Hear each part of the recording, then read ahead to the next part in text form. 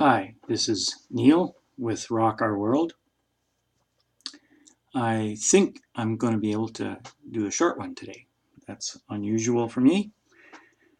I would like very much urge you to listen to this YouTube video by Linda Courtney. So just type in Linda Courtney, Lindacourtney, and the title of the episode video is Details on 3 Days and Nights of Darkness. It was published March 31st of this year, so that'd be 4 days ago. 5 days ago. Anyway, you'll hopefully you will take it very seriously. If you were to listen to all the prophets that I've pointed you towards in the past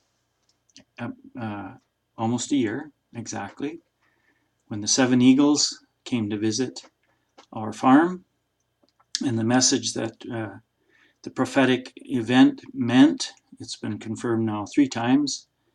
It is time to gather the prophets, is the message. And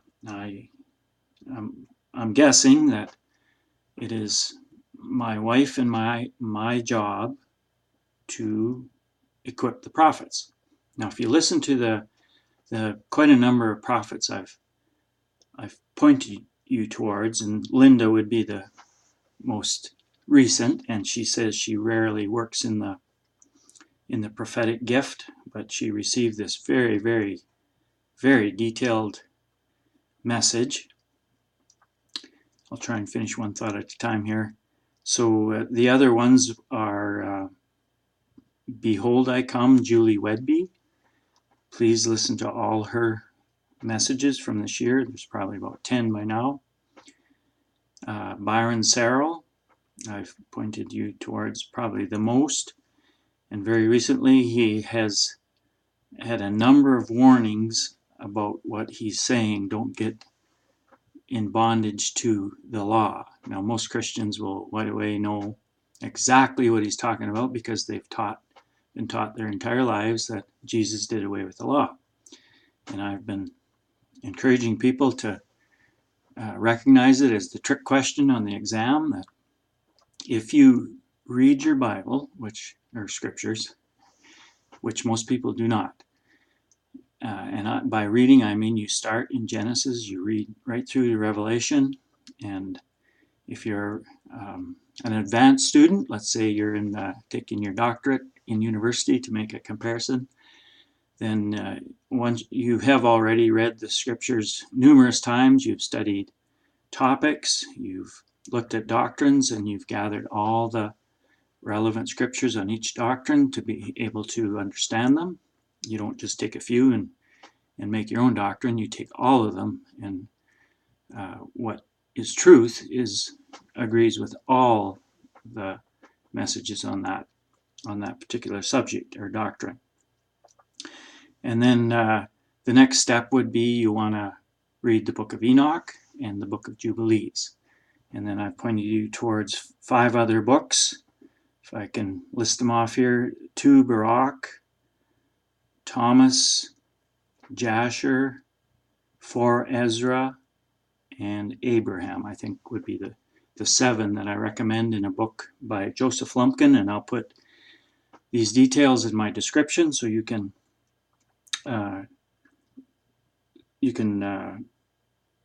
get that book. And another important book is The Ain't by Andrew Roth. And of course, most Christians are going to have trouble with all these things. They've been taught lies for 1700 years, and in fact, the lies started right when Paul was still alive. He said he saw the spirit of lawlessness already operating. And the spirit of lawlessness literally means operating without the Torah, and the Torah is the instructions and teachings of our Lord, of the Father and our Lord Jesus Christ and the Holy Spirit. Now that sounds quite contrary to what Christians have been taught their whole life, but remember, and you'll see this in this Linda's message, that most Christians are deceived. Most don't read their scriptures. Most believe lies. They go to church and they hear fluffy, kind of meaningless sermons from pastors, and most of them don't even know their scriptures. They just come from the Bible schools and regurgitate what they're taught. And they're going to be dismissed, these evil pastors and shepherds, and you read that in Ezekiel 34. Now, who are some of the other prophets I've pointed you towards? Mike 444 is faithful to report a lot of prophetic messages from various people, and so does Tim Foster 405, and Miss Sophie is a good prophet, accurate messages in my opinion, and I might be missing one or two, but I'll list them in my commentary. Now the point I'm making is, starting back a year, they were quite scattered, but they've converged on a very clear warning that what we call the Great Tribulation, what we call the opening of the seals in Revelation, what we call the troubled time at the end of days, is about to come into full force. It's about to come into its full fury, and it would appear, and from Linda's message, that it's going to kick off with these 3 days of darkness, which is caused by this planet X, Nibiru, which is a brown dwarf star, and it is about to eclipse our sun. It's been seen by more and more people very recently. It's very close to the sun, and if you listen to Julie Whedbee's message about the third or fourth back, she talked about a vision God gave her of this planet, and as it approaches, the thousands and thousands of demons come off of it onto the earth. Anyway, you can see how these things are all tied together with these messages, and the warning that Linda has a tremendous amount of detail. So my urge for everybody who will listen is to prepare. We are getting short of time. I don't know what that means. The Lord is gracious and He gives us time, but the messages are getting more and more urgent all the time. And one of the things that most of these prophets I have pointed you towards do not understand the teachings in the Torah. They bring the message that God wants us to repent. He wants us to get rid of sin in our lives, but I have yet to hear one of them point you towards what is sin. And of course, it's got a simple definition in 1 John 3:4. In most versions, it will say sin is the transgression of the law. But the law is a very, very poor translation of the word Torah. And my last video, I pointed you towards, or I told you what the key of David is in the Philadelphia church early in the book of Revelation. I said it's Psalm 119. I hope you got the message that it's not really the psalm. The psalm is where, if you study that psalm and you study the words used, the Torah being used 25 times and the Word of God being used about 60 times, if I got my numbers right. I did that study quite a long time ago, so sometimes the numbers escape me, but it's the very best comprehensive conviction for a person to know that the Torah of God will never be done away with. It is always the moral code by which God asks humans to conduct themselves by. And within that Torah, the 9 appointed of the times of the Lord are described, and they're given the dates on which to keep them, and so on. Some of the details are missing, and the Lord supplied those details in this late hour through the Book of Enoch. So I've covered all these topics quite a number of times, and now 156 episodes. But it's extremely important that we understand the appointed times. And none of these prophets that I've pointed you towards understand these things very much. Some of them, probably all of them, have a tiny bit of understanding in these things, but by and large, they've been equipped with the teachings of the church, which are in error, but that's who God uses. He uses humans. All of us have flaws, we have error, but he calls all the different people for different purposes, and we need to work together on it. And as Linda, if you listen to the whole message, once her message was over, she started telling you things where she would say, well, this is my opinion, this is me talking now.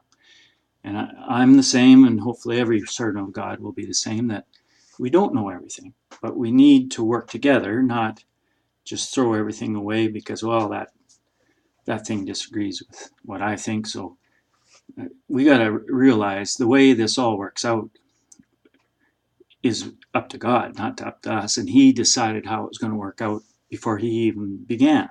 He didn't leave any details kind of out there where he figured out as he went through. That's our human strategy. I've often said this, I fake it till I make it. And I'm a repair guy.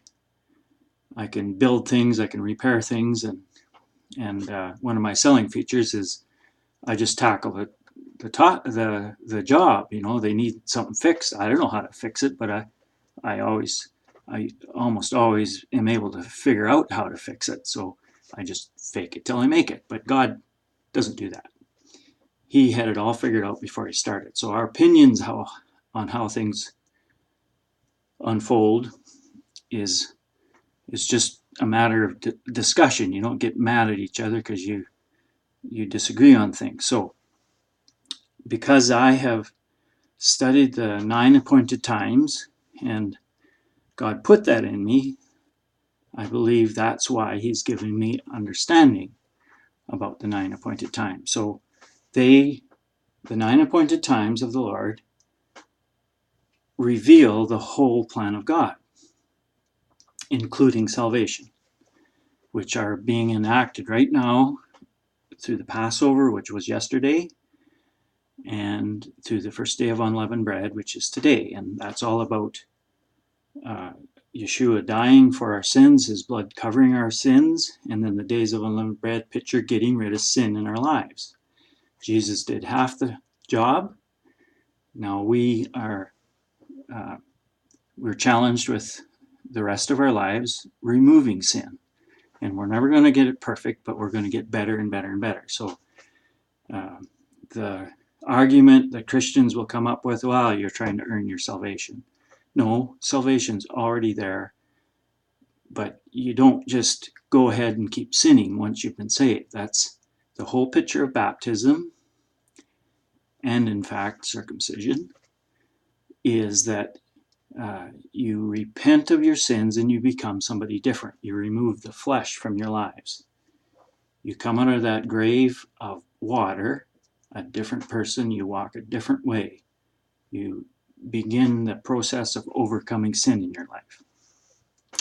Anyway, I'm going to just mention again that what God's shown me is that the whole tribulation takes 50 years, and I'm quite happy if it only takes 7 or 3.5, as Linda was quite sure in her heart of these things. But again, that's what the church is taught, and that's our tendency, is to regurgitate what we're taught, but it doesn't make us wrong, right, or anything.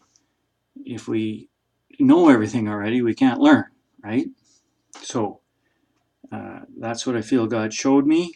It's a 50-year tribulation, and that's a moment in time to God, so it's still short. And the most important part of the entire tribulation is to bring people into the kingdom, and those people are the first fruits. And tomorrow begins. Tomorrow is the day, the Feast of Firstfruits. It's the Sabbath in the midst of the Days of Unleavened Bread. And if you read Deuteronomy 16 and Leviticus 23, you see that was the day the harvest, actually the Sabbath at the end of the week that harvest started. So Yeshua was the first of the harvest, and tomorrow is the Sabbath. And I've gone through the descriptions of these in other episodes, so go back if you're curious and want to learn more. Learn about the 9 appointed times. So tomorrow is the Sabbath of the first fruits. And it's a feast day, an annual feast day, and a Sabbath. So it's always a double Sabbath, so to speak. And that's the day you start counting from. So then the 6th would be the first day of the count. And we have many, many servants of God saying something's going to happen on the 6th. So pay attention, and whether it's the 3 days of darkness starts right away, I don't know. The thing is to be prepared all the time. And the way you prepare is through repentance and through removing sin from your life. And of course, if you haven't taken that step to bring Yeshua into your life and accept his blood in payment for your past sins and your future mistakes, I always say, then do that right now. With all the sincerity that you can bring out of your heart, give up on yourself, trying to do it yourself, and turn your life over to Jesus Christ, to his Father, to the Holy Spirit. And this is the time when everyone who calls on the name of the Lord will be saved. So this is Neil Buchanan with Rock Our World, signing out.